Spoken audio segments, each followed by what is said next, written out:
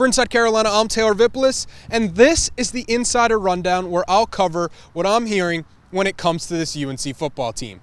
Around this time last year, Carolina went into Tallahassee as a top 5 team and got upset by a horrible Florida State team that wound up winning just one other conference game the entire season. Fast forward to this year's matchup, and the Tar Heels have revenge on their mind as the Seminoles come to town.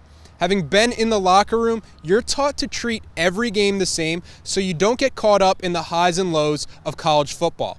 However, I can tell you that this Carolina team has had this game circled for quite some time, serving as extra motivation this week in practice. Players will admit that FSU's team last year was more ready. It's easy to fall into the trap of looking at an opponent's record and drawing conclusions, but I think this Carolina team learned its lesson last season the hard way, that the Seminoles are a talented and physical group.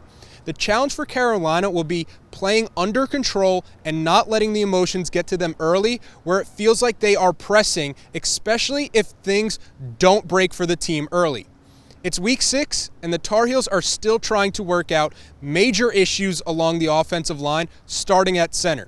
The projected starter before the season, Brian Anderson, was limited to only 7 snaps last week against Duke. The Tar Heels then turned to a tackle in Kaiden Baker, who won the open tryout midweek because UNC has been trying to find anybody that can play consistent football at the position. A banged-up Kieran Johnson followed him and turned in his best performance to date with a grade of 74.8 from Pro Football Focus.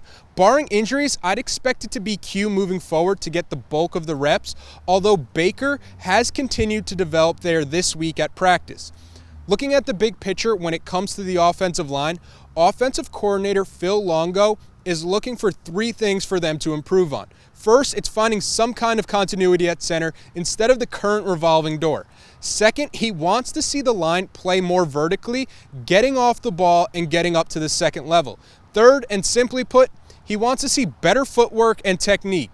The thought process is that he can make all these changes schematically or add in more plays, but if the offensive line lacks even the basic fundamentals, you're severely handcuffed as an offense in what you can do. While the 2021 UNC team has underperformed relative to preseason expectations, in large part due to those struggles, through 5 games, wide receiver Josh Downs has been flat out awesome from the slot position. If you ask those in the program, no one is surprised by his ascension into stardom. People couldn't go one practice without saying, Josh Downs this or Josh Downs that. It's clear watching this team how much Sam Howell trusts the sophomore receiver with 55 targets. That's more than double the next highest with Emory Simmons at 22. Downs won over Howell's confidence with his ability to deliver first in practice and then more importantly in games. Not only has he proved that the Orange Bowl was no fluke, but he's also continuing to get better, and all of a sudden the Blitnikoff Award coming to Chapel Hill for the first time has become a real possibility. No receiver is averaging more yards per game against Power 5 opponents than Josh Downs at 136.8 yards per game. In the 2 home games against Power 5 opponents, that number jumps up to 185.5 yards per game. Howell leads the country among Power 5 quarterbacks with 8 passing touchdowns of 30-plus yards, with Downs being responsible for half of those. For an offense that has been unpredictable on a week-to-week basis, one thing that feels almost certain at this point is that Josh Downs is going to put on a show. That's the rundown for this week. Stay tuned to Inside Carolina for more football coverage in the lead-up to Saturday's game against Florida State back in beautiful Kenan Stadium.